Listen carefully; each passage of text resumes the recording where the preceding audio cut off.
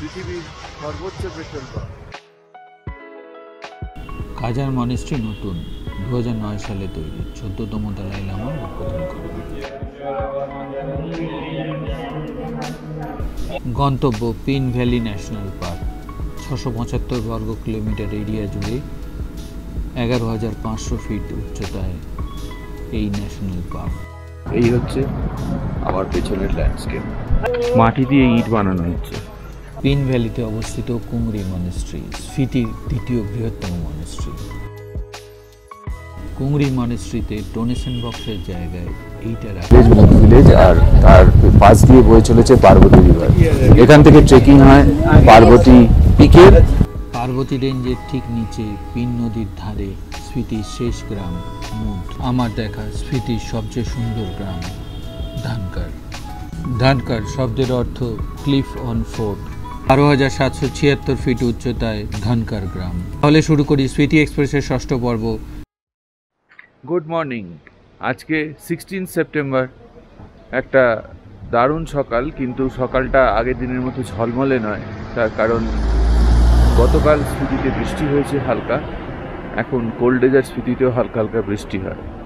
আর আজকে পাহাড়ের মাথায় মেঘ ছুঁয়ে আছে। এই মুহূর্তে রোদ নেই, হয়তো বেলার দিকে রোদ উঠবে। এখানেও রয়েছে আই লাভ স্মৃতি সাইনেজ, আর পিছনে লাইন দিয়ে চড়তে। আজকে আমরা যাব পিন ভ্যালি মুদ ভিলেজ হয়ে ধানকার। একটু পরেই ব্রেকফাস্ট করব, ব্রেকফাস্ট করে বেরিয়ে পড়ব। দেখাবো সেই দৃশ্য, দেখতে থাকুন। আজকে সকাল সকাল উঠে ব্রেকফাস্টের আগেই বেরিয়ে পড়েছি স্ফিতির সর্বোচ্চ পেট্রোল পাম্প আর কাজা মনেস্ট্রি দেখতে। আমাদের হোটেলের ঠিক উল্টো দিকেই এই পেট্রোল পাম্প আর কাজা মনেস্ট্রি। রাস্তার ডান দিকে এইরকমভাবে সাজানো রয়েছে পর পর কয়েকটা বেশ বড় সাইজের চোরতেং, নিচে উইশিং হুইল, আর রাস্তার বাঁ দিকে কাজা মনেস্ট্রি। প্রায় 12,000 ফুট উচ্চতায় কাজা স্ফিতি জেলার সদর শহর।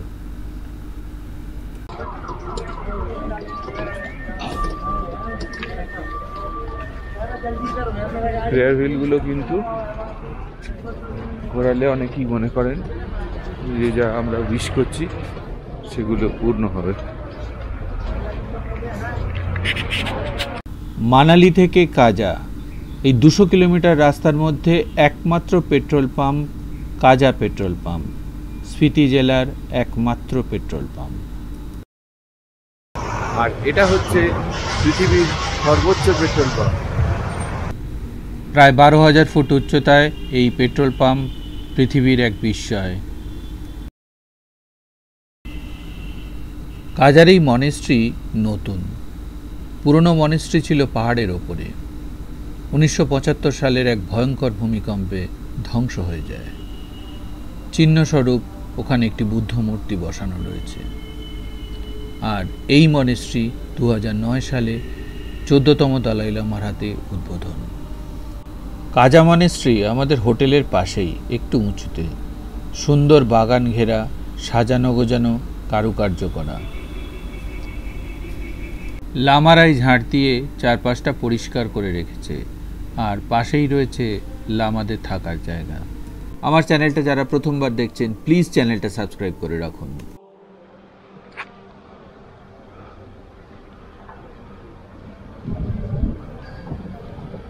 এখানে জুতো খোলবার কোনো ব্যবস্থা দেখছি না। আশা করি জুতো না খুলেই যাওয়া যায়।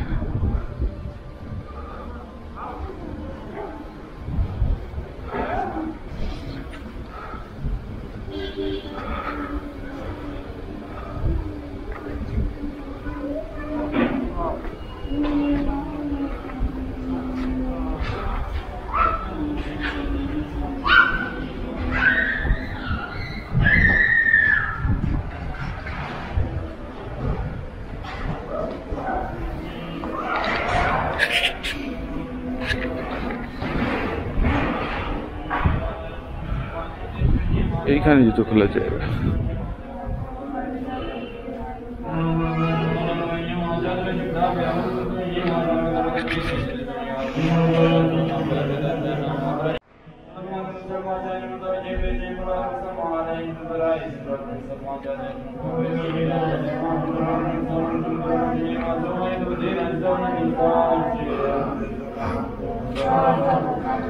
ব্রেকফাস্ট, আলু পরোটা, পিকল, স্যান্ডউইচ মানে জ্যাম লাগানো পাউরুটি, বয়েলড এগ আর চা কফি আছে। এই হচ্ছে আমার প্লেট। একটা আলু পরোটাকে 4টে টুকরো করে দিয়েছে, ভালো। আর এই হচ্ছে স্যান্ডউইচ নিয়েছে, পরে চা কফি। এই হচ্ছে আমাদের হোটেল খাংসারের 708 নম্বর রুম। এমনি ভালো, স্পেসিয়াস, মেঝেতে কার্পেট পাতা আছে, ঠান্ডার জায়গা, ওয়ার্ডরোব রয়েছে, টিভি রয়েছে যেটা আমরা কোনোদিন দেখি না। এখানে টেবিল রয়েছে, 2টো চেয়ার রয়েছে, ছোট ছোট বেড সাইড টেবিল আছে। আমি সরিয়ে নিয়ে এসেছি পয়েন্টে চার্জ দেওয়ার জন্য। পয়েন্টে 1টা 2টো পয়েন্ট, খুব বেশি নেই। আর ওইদিকে হচ্ছে বাথরুম। আমাদের বেরোনোর কথা ছিল 9টার মধ্যে, কিন্তু যা হয় বাঙালির একটু লেট। এখন প্রায় 10টা বাজতে চলেছে। এখন আমরা বেরোচ্ছি। পিন ভ্যালি মুদ ভিলেজ দেখে আমরা যাব ধানকার। আমাদের পিছনে আমাদের গাড়ি টেম্পো ট্রাভেলার, মাল লোডিং হচ্ছে। আমাদের ড্রাইভার কার্তিক, আমাদের আগাগোড়া টেম্পো ট্রাভেলার যেটা আছে সব তো সরে বাইরে, খুব ভালো ছেলে, দারুণ হাত। এই আমাদের ট্রিপ শুরু হলো কাজার খোংসার হোটেল থেকে। কাজার খোংসার হোটেল থেকে বেরিয়ে আমরা যাচ্ছি পিন ভ্যালি মুড ভিলেজের দিকে। প্রথম গন্তব্য পিন ভ্যালি। কাজা থেকে মাত্র 32 কিলোমিটার দূরে পিন ভ্যালি ন্যাশনাল পার্ক। শীতল মরুভূমিতে অবস্থিত ভারতের একমাত্র ন্যাশনাল পার্ক পিন ভ্যালি। বাতাসের ধাক্কায় পাহাড় ক্ষয় পেয়ে এক অপরূপ ভূপ্রাকৃতিক সৌন্দর্য তৈরি করেছে। মে থেকে সেপ্টেম্বরের জন্য নিচে তৈরি হয়েছে দারুণ কিছু ক্যাম্পিং সাইট আর অস্থায়ী কটেজ। পিন ভ্যালি ন্যাশনাল পার্কের উচ্চতা 11,500 ফুট আর এরিয়া 675 বর্গ কিলোমিটার। 1987 সালে এই অঞ্চলেই প্রথম দেখা যায় endangered snow leopard. Snow leopard ছাড়াও রয়েছে ibex, golden eagle, snowcock, red fox. আর এই উপত্যকায় রয়েছে আলপাইন, সিডার, বার্চ ও বহু ঔষধি গাছ। ডান দিকে দেখা যাচ্ছে ইগলু শেপের কতগুলো থাকার জায়গা। এখন সেপ্টেম্বর মাস, আর 1 মাসের মধ্যে এখানে বরফ পড়া শুরু হবে। আর বরফ পড়লে এগুলো বরফ দিয়ে তৈরি ইগলুই মনে হবে, আর এর মধ্যে থাকার এক অনন্য অভিজ্ঞতা অর্জিত হবে। আশেপাশের দৃশ্য এক কথায় অতুলনীয়। পিন ভ্যালিতে রয়েছে 17টা গ্রাম, যার বেশিরভাগ মানুষই বৌদ্ধ ধর্মাবলম্বী। আমাদের আগেই চলেছে একটা বাইকার্স গ্রুপ। এই অঞ্চলে প্রচুর বাইকার্স ট্রিপ হয়। যে পিন ভ্যালির গল্প এতক্ষণ বললাম, এবার প্রবেশ করছি সেই পিন ভ্যালিতে। নদীর নাম পিন, তার থেকেই ভ্যালির নাম পিন ভ্যালি। দেখা যাচ্ছে পিন ভ্যালি ন্যাশনাল পার্কের এন্ট্রি গেট। আইবেক্স কিরকম দেখতে হয় তার একটা ছবি দিলাম। পিন ভ্যালি যাওয়ার আগে অসাধারণ ল্যান্ডস্কেপ থেকে দাঁড়িয়ে পড়েছি। আমার পেছনের ল্যান্ডস্কেপ দেখা যাচ্ছে পিন নদীকে। পিন নদী কিছু দূরে গিয়েই সামলিং বলে একটা জায়গায় স্ফীতি নদীর সঙ্গে মিশে চওড়া হবে। আর পিন নদীর ধারে গড়ে উঠেছে পিন ভ্যালির 17টা গ্রাম। তার মধ্যে একটা গ্রামকে দেখা যাচ্ছে। আপাতত আমরা কুমরি গ্রামে কুমরি মনেস্ট্রি দেখতে এসেছি, আর দূরে দেখা যাচ্ছে কুমরি মনেস্ট্রি। আর 1 মাস বাদে বরফ পড়তে শুরু করলে পুরো বরফের চাদরে পুরো ভ্যালিটা ঢেকে যাবে। যাচ্ছি কুমরি মনেস্ট্রিতে, স্ফীতির দ্বিতীয় বৃহত্তম কুমরি মনেস্ট্রি।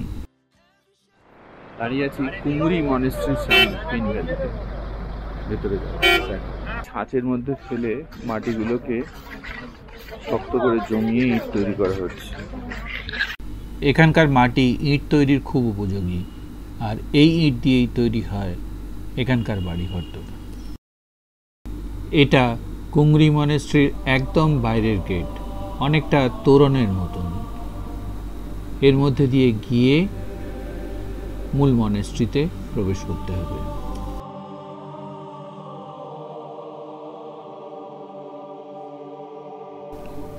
বুদ্ধ ধর্মের নাইংমা সম্প্রদায়ের একটি বৌদ্ধ মনেস্ট্রি কুংরি মনেস্ট্রি 1330 সালের দিকে তৈরি হয় আর পূর্ব দিকে মুখ করে 3টি বিচ্ছিন্ন আয়তক্ষেত্রাকার ব্লক নিয়ে গঠিত। মনেস্ট্রির ভেতরে রয়েছে বেশ কিছু বহু পুরনো সিল্কের ওপর ভেষজ রং দিয়ে আঁকা বিভিন্ন বৌদ্ধ দেবদেবীর ছবি।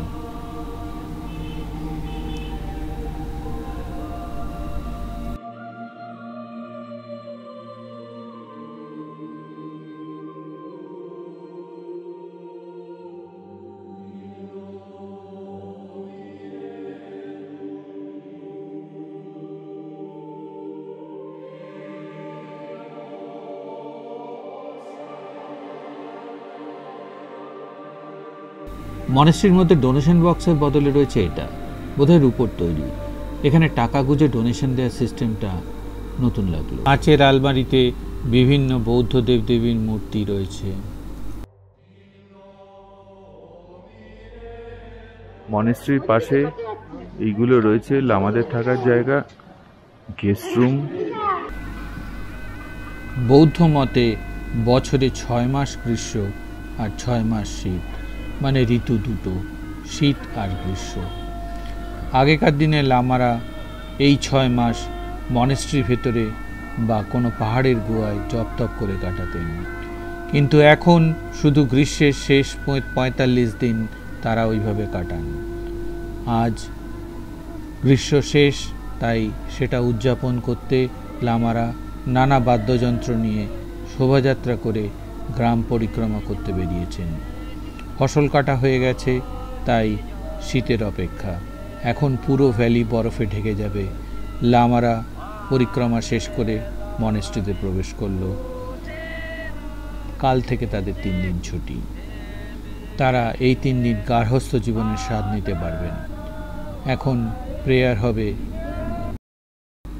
জুলাই মাসে এখানে বহু জায়গা থেকে লামারা আসেন।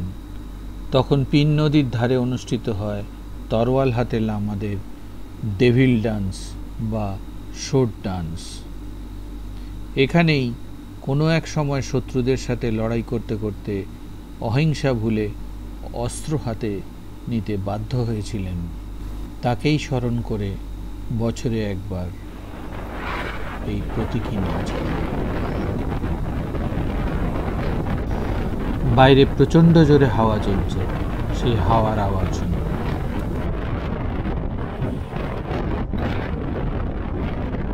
Bye bye pin valley. এই স্বর্গ যেন স্বর্গই থাকে। আবার আসার ইচ্ছা রইল, তবে শীতকালে আইবেক্স স্নো লেপার্ড দেখতে। চারিদিক যখন বরফে ঢেকে যাবে উইন্টার স্পিতি ট্যুরে। চলে এসেছি কাজা থেকে প্রায় 48 কিলোমিটার দূরে মুদ গ্রামে। দাঁড়িয়ে আছি পার্বতী রিভারের ধারে। এটা হচ্ছে মুদ ভিলেজ। পার্বতী রিভারের ধারে মুদ ভিলেজ। এখান থেকে পার্বতী পিকে ট্রেকিং হয়। পার্বতী পিকে ট্রেকিং এখান থেকে হয়। এখানে বেশ কিছু হোমস্টে আছে। পার্বতী পিকে ট্রেকিং করতে যায়। আর এই পার্বতী রিভার আগে গিয়ে নীল নদীর সঙ্গে মিশে একসঙ্গে নীল নদীতে যাবে।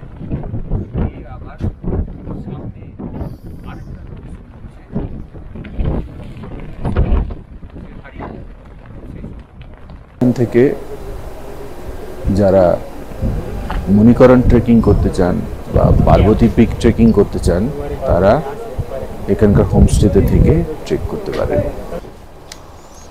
এই হচ্ছে তারা রেস্টুরেন্ট মুদ ভিলেজে। মুদ ভিলেজে তারা রেস্টুরেন্টে দাঁড়িয়েছি। আর মুদ ভিলেজে তারা রেস্টুরেন্টে আমরা এখানে লাঞ্চ করব। এখানে লাঞ্চ মানে কিন্তু টিফিন আসলে। তো কি পাওয়া যায় দেখা যাক, দেখাচ্ছি। এখানে পাওয়া যায় চাউমিন, ম্যাগি আর টোস্ট অমলেট, এই মোটামুটি এখানকার মেনু। আর চাউমিনটা খাওয়ার ইচ্ছে ছিল, কারণ চাউমিনটা এখানে হ্যান্ডমেড নুডলস দিয়ে তৈরি হয়। দুর্ভাগ্যের বিষয়, আমাদের আগে একটা বড় বাইকার্স গ্রুপ এসেছিল, তারা চাউমিনটা পুরো খেয়ে চলে গেছে, এবং একটা নয়, পাশাপাশি দুটো রেস্টুরেন্টেই সব খেয়ে চলে গেছে। চাউমিনটার খাওয়া দেখা যাক পরে কোথাও পাওয়া যায়। মুদ ভিলেজ থেকে আমরা এবার এগিয়ে যাব ধনকরের উদ্দেশ্যে। আজকের রাত্রিবাস ধনকরে। তবে মুদ ভিলেজ, পার্বতী রিভার ভ্যালির এই দৃশ্য চিরকাল মনের 5 মিনিটের ব্রেক দিয়েছে, দাঁড়িয়েছি নিঃশব্দে। চারপাশটা দেখাচ্ছে ঘুরে ঘুরে। এখানে তো নদীটা মনে হচ্ছে যেন পাহাড়ের ফাঁক থেকে গুহার মতো।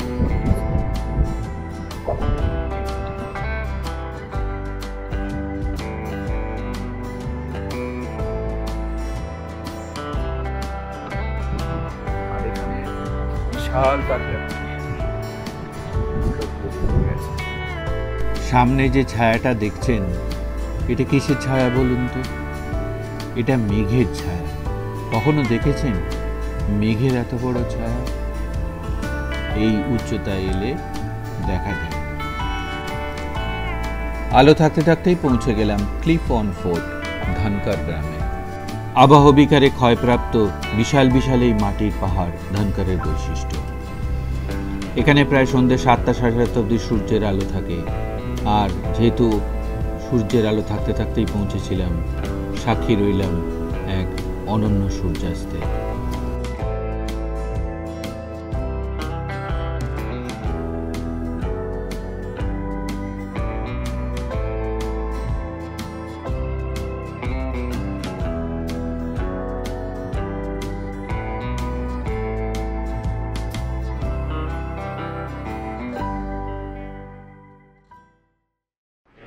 সন্ধ্যেবেলায় এখানে ম্যাগি বানানো হয়েছে, আর বিড়ি সিঙ্গারা, চা।